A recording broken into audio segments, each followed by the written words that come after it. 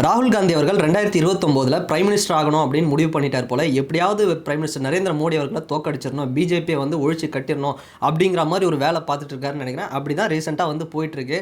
என்னன்னா ரீசெண்டாக ஒரு ஹைட்ரோஜன் குண்டை வந்து நான் வீச போகிறேன் அப்படின்னு ராகுல் காந்திஜி வந்து சொல்லியிருந்தாரு. ஆனால் வீசினாரா கேட்டால் இது வந்து ஒரு ட்ரெய்லர் தான், இது ஹைட்ரோஜன் குண்டு இல்லை அப்படின்னு வந்து சொல்லியிருக்காரு. ஆனால் அதுவே பார்த்தோம்னா ஏதோ ஒரு ஹைட்ரோஜன் குண்டு வீசின அளவுக்கு வந்து ஒரு பெரிய பரபரப்பை நேஷனல் லெவலில் வந்து உண்டு பண்ணியிருக்கு. அது என்ன அப்படின்னா தலைமை தேர்தல் கமிஷன் அதிகாரி அவருக்கு ராகுல் காந்தி அவர்களுக்கும் நடக்கின்ற ஒரு வாக்குவாதம், மோதல்.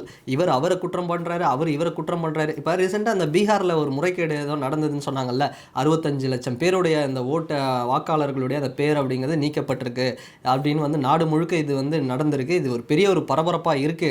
ஸோ இந்த விஷயத்தை எதிர்த்து அவர் வந்து இந்த ஓட் அதிகார யாத்திரை அப்படிங்கிறத நடத்தினாரு. அது வந்து சக்ஸஸ்ஃபுல்லாக நிறைய கை கொடுத்தது.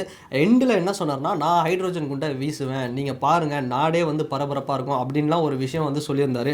ஸோ அந்த விஷயத்தில் ஒரு சின்ன டீசராக தான் வந்து இப்போ ரீசெண்டாக நடந்திருக்கு. அது என்ன அப்படின்னு பார்த்தோம்னா, தேர்தல் தலைமை கமிஷனர் யார், ஞானேஷ்குமார் அப்படிங்கிறவர் இந்த வாக்கு திருட்டுக்கு வந்து உதவுறாரு, பிஜேபியும் தேர்தல் கமிஷனும் சேர்ந்து தான் இந்த மாதிரி ஒரு முறைகேடுக்கு வந்து உதவி பண்ணுறாங்க அப்படிங்கிற மாதிரி ஒரு குற்றச்சாட்டை வச்சிருக்காரு.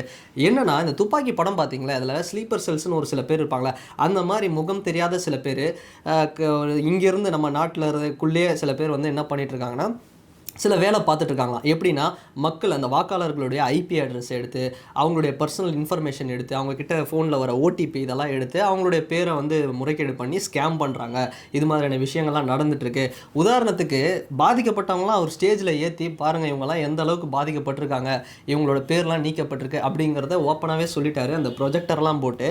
இதை தாண்டி இன்னொரு தக்லைஃப் சம்பவம் என்னென்னா, அலந்த் அப்படிங்கிற ஒரு தொகுதி எங்கே, கர்நாடகாவில், இது சட்டசபை தொகுதி.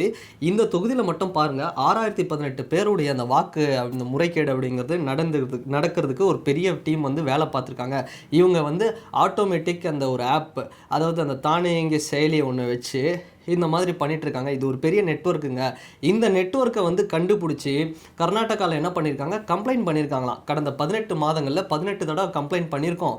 ஆனால் இதில் வந்து யார் பின்னாடி இருந்து வேலை பார்க்குறாங்க, இது மாதிரியான விஷயங்கள்லாம் வந்து தெரிஞ்சுது அப்படின்னா அது வந்து இதுக்கு பின்னாடி யார் இருக்காங்கன்னு தெரிஞ்சிடும். அதனால என்ன பண்ணுறாங்க, தலைமை தேர்தல் கமிஷனர் இந்த விஷயத்தை பெருசாக வந்து இதுக்கு ஒரு பதிலே கொடுக்கல. ஆனால் எனக்கு என்னவோ பிஜேபியும் தேர்தல் கமிஷனரும் சேர்ந்து தான் இவங்களெல்லாம் காப்பாற்றிட்டு இருக்கிறாங்க, அதாவது ஜனநாயகத்தை வந்து அழிக்கக்கூடியவங்களை வந்து காப்பாற்றிட்டு இருக்கிறாங்க அப்படிங்கிற மாதிரி ஒரு குற்றச்சாட்டை வைக்கிறாரு. இன்னும் ஒரு வாரம் டைமுங்க. கர்நாடகா சிஐடி வந்து நிறைய விஷயங்களை பண்ணிகிட்டு இருக்காங்க இந்த கேஸ் ரிலேட்டாக. பட் இன்னும் ஒரு வாரம் டைமு. அதுக்குள்ளே பார்த்தோம்னா இதுக்கு பின்னாடி யார் இருக்காங்க, இதெல்லாம் வந்து ஆதாரம் வந்து யார் இதெல்லாம் நெட்வொர்க்கை நடத்திட்டு இருக்காங்க, இதெல்லாம் வந்து கண்டுபிடிச்சி ஒரு ஆக்ஷன் எடுத்து உறுதிப்படுத்தணும். ஜனநாயகத்தில் வந்து தேர்தல் நியாயமாக நடக்குதுன்னு உறுதிப்படுத்தணும்.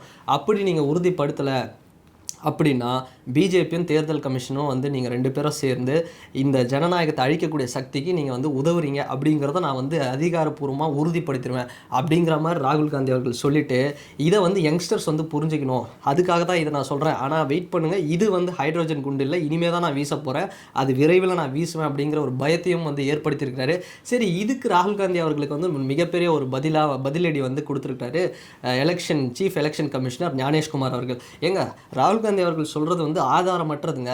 எப்படிங்க அவர் வந்து சொல்கிறாரு, அவர் ஒரு அடிப்படை ஆதாரம் கூட இல்லாமல் சும்மா வாய்க்கு வந்ததெல்லாம் பேசிகிட்டு இருக்கிறாரு அப்படிங்கிற மாதிரி ஒரு குற்றச்சாட்டை வச்சுருக்காரு. இதுக்கு பதிலடியாக ராகுல் காந்தி என்ன சொல்கிறேன்னா, நான் வந்து நாடாளுமன்றத்தில் ஒரு மிகப்பெரிய எதிர்க்கட்சி தலைவருங்க, நான் ஏன் வந்து எவிடன்ஸ் இல்லாமல் சொல்ல போகிறேன், நான் எல்லா எவிடன்ஸோட தான் சொல்கிறேன் அப்படிங்கிற மாதிரி சொல்கிறாரு. இதுக்கு ஒரு படி மேலே ஒரு ரிப்ளை என்ன கொடுத்துருக்காரு சீஃப் எலெக்ஷன் கமிஷனர்னா, அவர் சொல்கிற அந்த அலந்த் தொகுதியில் காங்கிரஸ் தாங்க வின் பண்ணாங்க, பிஆர் பாட்டீல் அப்படிங்கிற ஒரு வேட்பாளர் காங்கிரஸை சேர்ந்தவர், அவர் தான் வந்து வின் பண்ணார். அப்போது இந்த மாதிரி முறைகேடு நடந்தால் காங்கிரஸ் எப்படி வின் பண்ணியிருப்பாங்க, அப்போ நியாயமாக தானே எல்லாமே இருக்குது. ஸோ அப்படிங்கிற மாதிரி அவர் தரப்பில் ஒரு பதில் சொல்கிறாங்க.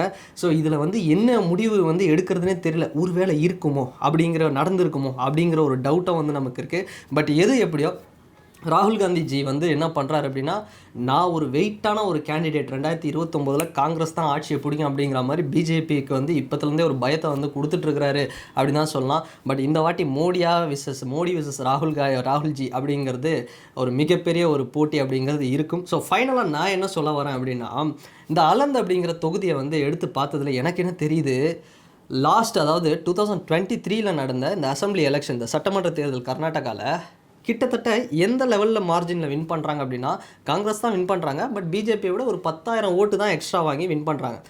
காங்கிரஸ் வந்து பிஜேபி வந்து அந்த இடத்துல ஒரு 79,000 ஓட்டு வாங்குறாங்க. காங்கிரஸ் வந்து பார்த்தோம்னா ஒரு 89,000 ஓட்டு, கிட்டத்தட்ட ஒரு 10,000 ஓட்டு இந்த மார்ஜினில் தான் வந்து வின் பண்ணுறாங்க. ஆனால் அதுக்கு முன்னாடி பாருங்கள் நல்லா ஒரு விஷயம், எந்த இடத்துலனா 2018 நடந்த சட்டமன்ற தேர்தலில் ஆலந்து தொகுதியில் அதே இடத்துல காங்கிரஸுக்கும் பிஜேபிக்கும் வந்து ஒரு இழுபறி அப்படிங்கிறது நடக்குது. அதில் ஃபைனலாக பிஜேபி தான் வின் பண்ணுறாங்க. ஆனால் கிட்டத்தட்ட எத்தனை ஓட்டு பர்சன்டேஜில் வின் பண்ணுறாங்கன்னா 695 ஓட்டில் தாங்க வந்து தோற்று போகுது. அந்த ஒரு பர்சன்டேஜ் 697 ஓட்டு, மொத்தம் ஒரு 697 ஓட்டில் தான் இவங்க வந்து தோற்று போகிறாங்க. யார்?